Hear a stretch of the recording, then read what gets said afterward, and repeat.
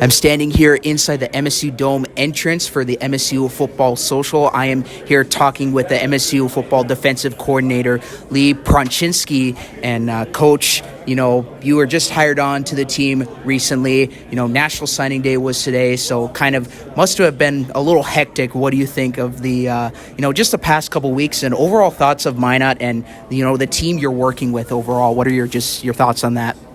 It's been a whirlwind of the last 3 to 4 weeks, and like I kind of started off talking in there, a big tip of the hat to the staff.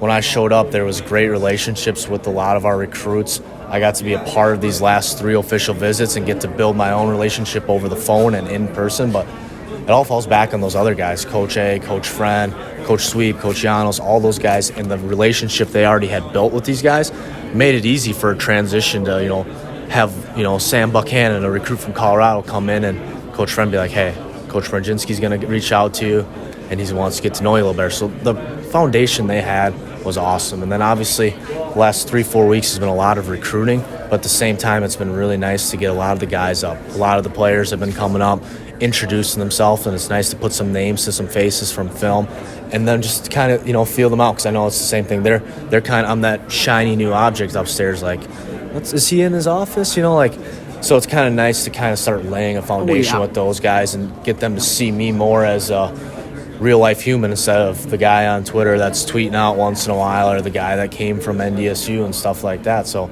it's been really nice to kind of get those relationships, going, and then obviously that's going to pick up over the next month once we start itching a little closer to some real football getting played and some spring ball, which I'm really excited for. The next month will be finally some more X's and O's instead of Jimmy's and Joe's per se.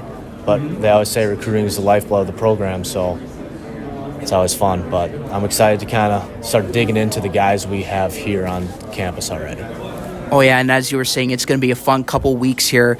Just talk about how much have you learned. You come to Minot from NDSU. Talk about a winning program, a winning football team, for the past couple years, for a long time. Just talk about how much have you learned from them and how much have they helped you along in the process? It was truly a blessing to be at NDSU for the last 2 years. Those were relationships and friendships I made that'll last a lifetime. And I was fortunate as a player and as a couple other staffs to be a part of some programs that win at a high clip. I was fortunate enough to play at Winona State, and we'd win 8, 9, 10 games, but we never took that next step.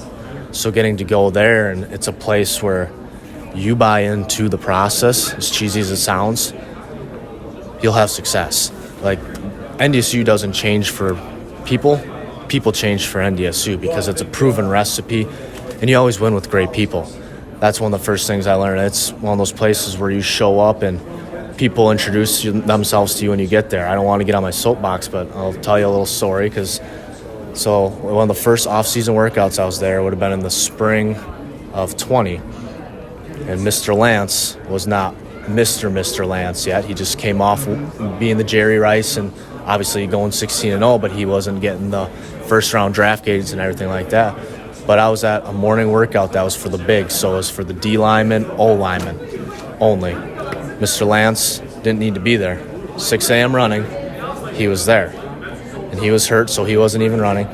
He came up and introduced himself to me. Oh, wow. And he was like, I hear you're Coach Pronschinske. I hear you're the new coach. And introduced himself like I had no idea who he was when he had been plastered all over ESPN and projected first-round draft pick. And it's cheesy to say, but it's true. Like, the place is full of great people, and that's how you win, with great people and a great process and just demanding perfection and greatness out of everyone. If the greatness isn't there, confronting it. And that was one of the nice things about when I was presented this opportunity from Coach Aldridge. I knew some people that knew him really well, and we obviously went through the interview process. And being familiar with the league, I knew of Minot State football, and have played out here in the past. But getting to know him, Coach Edholm, a little bit more, and seeing the foundation that's in place, the foundation has been laid. We've got to get over the hump now of we're retaining players, we're doing everything the right way. Guys are doing a good job in the classroom, community services there, retention rates there. And now it's the same thing we talked about recruiting. It's not needs, it's wants. We want to win more. You don't need to. We want to win more because we're there.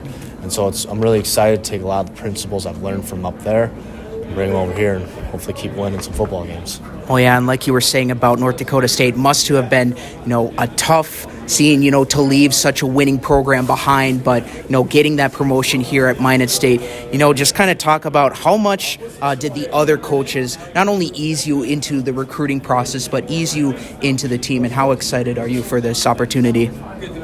These guys have been awesome. I mean, it's been second day I showed up, and once I kind of cleared the NCAA hurdles of you need for recruiting, Coach Edholm already had a list of defensive guys that we had offered or planned on offering sitting and waiting for me. So I was able to hit the ground running, start getting on phone calls. I had notes from Coach Friend, Coach Janos, Coach Sweep, Coach Young, all those guys, Coach Zier, all notes of previous conversations they had. So I had an idea coming in, and I could help kind of ease that transition for these young men in order to trust in the new guy.